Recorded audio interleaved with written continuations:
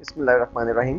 Viewers, इस video में हम एक्सेल में कुछ ऑप्शंस को कस्टमाइज़ करना सीखेंगे। सबसे पहले हमें ये जान लेना चाहिए कि कस्टमाइजेशन से क्या मुराद है। किसी भी सॉफ्टवेयर को अपनी ज़रूरियात के मुताबिक ढाल लेने का नाम कस्टमाइजेशन है। माइक्रोसॉफ्ट एक्सेल 2003 में कस्टमाइजेशन के लिए बहुत ज़्यादा ऑप्शंस मौजूद थी। आप एक्सेल के किसी भी मेन्यू को, किसी भी टूल बार को अपनी ज़रूरियात के मुताबिक कस्टमाइज़ कर सकते थे, लेकिन माइक्रोसॉफ्ट एक्सेल 2007 में ऐसा नहीं है। आप सिर्फ एक ही मेन्यू को कस्टमाइज़ कर सकते हैं और वो है आपका क्विक एक्सेस टूल बार। जी हाँ, ये है वो टूल बार जिसे आप कस्टमाइज़ कर सकते हैं। इस वक्त आपको इसमें 3 ऑप्शंस नज़र आ रहे हैं, जहाँ पर मेरा कर्सर है इस वक्त स्क्रीन पे, सेव, रीडू और अनडू और रीडू का।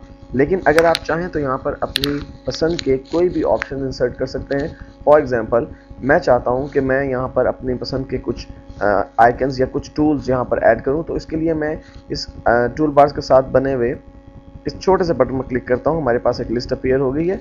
मैं यहाँ से भी कुछ ऑप्शंस को ऐड कर सकता हूँ, लेकिन अगर मुझे पूरी डिटेल लिस्ट चाहिए कि मैं कौन कौन से ऑप्शंस ऐड कर सकता हूँ इस टूल बार में, तो मुझे यहाँ पर मोर कमांड्स पर क्लिक करना होगा।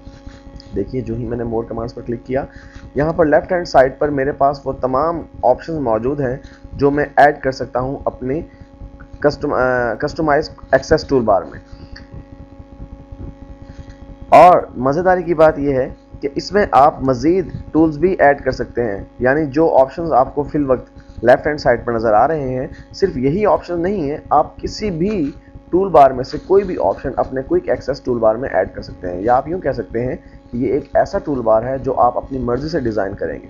फॉर एग्ज़ाम्पल, मैं अनडू और रीडू का ऑप्शन शॉर्टकट की के ज़रिए ज़्यादा इस्तेमाल करता हूं और मैं इसे क्लिक करने को प्रेफर नहीं करता, तो मैं इसे यहां पर रिमूव कर सकता हूं। देखिए, जो ही मैंने इसे सिलेक्ट किया, मेरे पास ऐड और रिमूव का 2 बटन जो है वो मौजूद हैं।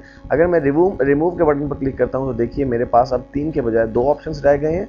और मैं रीडू के बटन को भी रिमूव कर देता हूं, क्योंकि मुझे इन दोनों कमांड्स का जो है वो शॉर्टकट मालूम है। अगर मुझे अनडू करना है तो कंट्रोल Z प्रेस करना पड़ेगा, और अगर मुझे रीडो करना है तो मैं कंट्रोल Y को प्रेस करूंगा। अब मैं अपनी मर्जी के चंद एक ऑप्शन इसमें ऐड करना चाहता हूं। मसलन यहाँ पर लेफ्ट हैंड साइड पर इस लिस्ट में एक हाइपरलिंक का ऑप्शन मौजूद है, इंसर्ट हाइपरलिंक।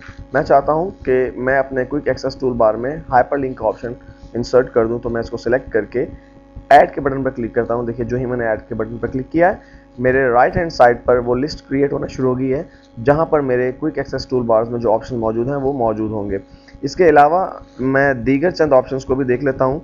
मसलन मैं डाटा सॉर्ट करने के लिए अक्सर असेंडिंग ऑर्डर यूज़ करता हूँ, तो उसके लिए मैं सॉर्ट असेंडिंग ऑप्शन को सिलेक्ट करके ऐड कर लेता हूँ। इस तरह मेरे पास अब क्विक एक्सेस टूल बार में 3 ऑप्शन मौजूद हैं, सेव, इंसर्ट हाइपरलिंक और सॉर्ट असेंडिंग।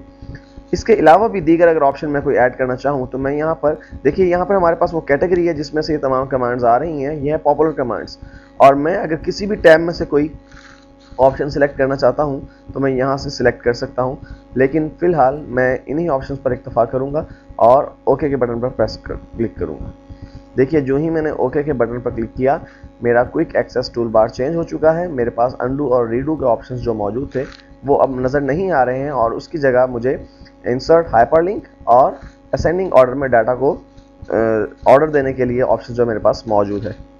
इसके अलावा इस बेसिक टेक्निक्स की वीडियो में हम देखते हैं कि हम अपनी शीट्स को किस तरह से रीनेम, डिलीट और न्यू शीट्स को किस तरह से इंसर्ट कर सकते हैं।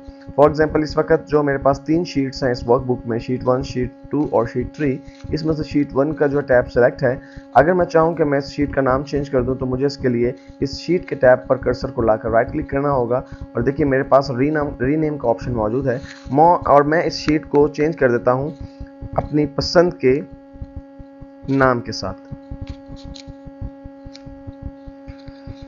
लीजिए, मैंने इस शीट का नाम रिजल्ट रख दिया है। चूंकि हमारे पास एक्सेल में बहुत सा डाटा मौजूद होगा, इसलिए जब हम बहुत ज़्यादा शीट्स पर काम कर रहे होंगे तो हमें ये याद नहीं रहेगा कि कौन से शीट नंबर पर हमने कौन सा डाटा स्टोर कर रखा है।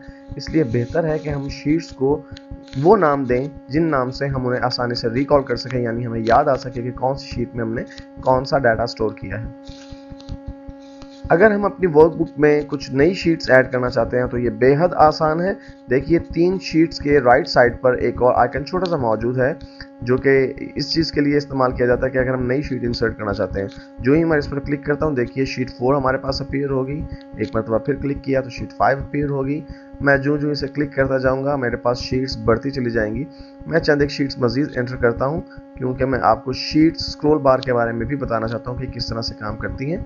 देखिए इस वक्त मेरे पास इस वर्कशीट में वर्कबुक में 14 शीट्स मौजूद हैं, लेकिन इस वक्त स्क्रीन पर मेरे पास जो शीट्स के टैब्स मौजूद हैं वो सिर्फ 7 टैब्स मौजूद हैं। अगर मुझे शीट नंबर 1 पर जाना है, या जिसका नाम मैंने रिजल्ट रीनेम करके रख दिया था, अगर मुझे उस शीट पर जाना है तो मैं ये शीट स्क्रॉल बार मेरे पास मौजूद है, इसकी मदद से मैं लेफ्ट और राइट पर स्क्रॉल कर सकता हूँ। आपके पास मिडल में ये 2 ऑप्शन मौजूद हैं, इनकी मदद से शीट्स एक एक करके स्क्रॉल होंगी। देखिएगा अभी यहाँ पर शीट 6 है, मैं एक मरतबा जब और प्रेस कर दूंगा शीट 5 आ जाता है। लेकिन अगर मैं डायरेक्टली फर्स्ट 1 शीट पर जाना चाहता हूँ तो ये मुझे अपने लेफ्ट साइड पर जो सबसे पहली शीट मौजूद है जी, उसके ऊपर मुझे ये जंप करवा देता है। और इसी तरह अगर मुझे अपनी राइट मोस्ट शीट पर जाना, चूँकि मैंने 14 शीट्स इंसर्ट की हैं, देखिए यहाँ पर इस वक्त जो शीट का टैब नज़र आ रहा है लास्ट मैक्सिमम 9 शीट्स नज़र आ रही हैं। मैं अगर इस राइट माउस बटन पर क्लिक करता हूं तो मुझे अपनी लास्ट शीट भी नज़र आने लगती है।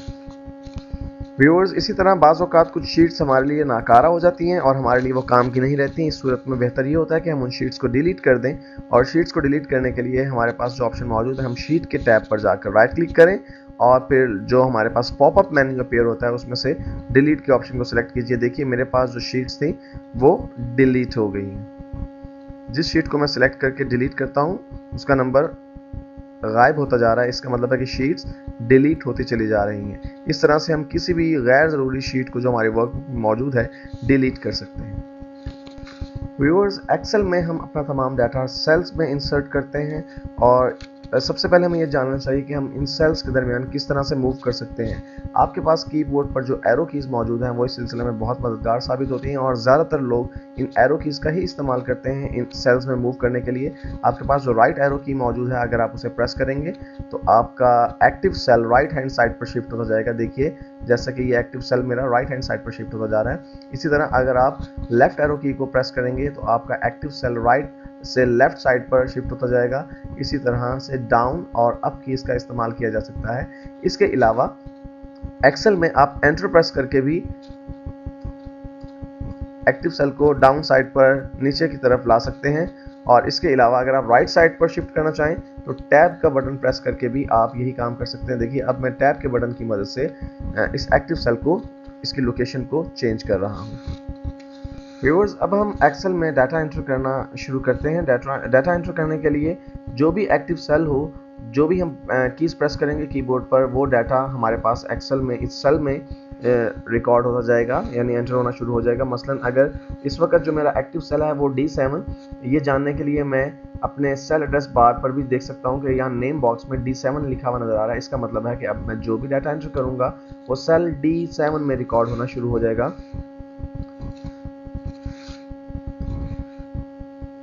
बिल्कुल इसी तरह से आप इन सेल्स में नंबर्स और टेक्स्ट और सिंबल्स इंसर्ट कर सकते हैं। व्यूअर्स, अब मैं आपको बताऊंगा कि हम माइक्रोसॉफ्ट एक्सेल की शीट में रोज़ और सेल्स को किस तरह से इंसर्ट कर सकते हैं। बाज़ औक़ात हमें अपने डाटा के दरमियान कोई नया डाटा एंटर करना होता है, जिसकी वजह से हमें कोई नई रो या नया कॉलम इंसर्ट करना पड़ता है।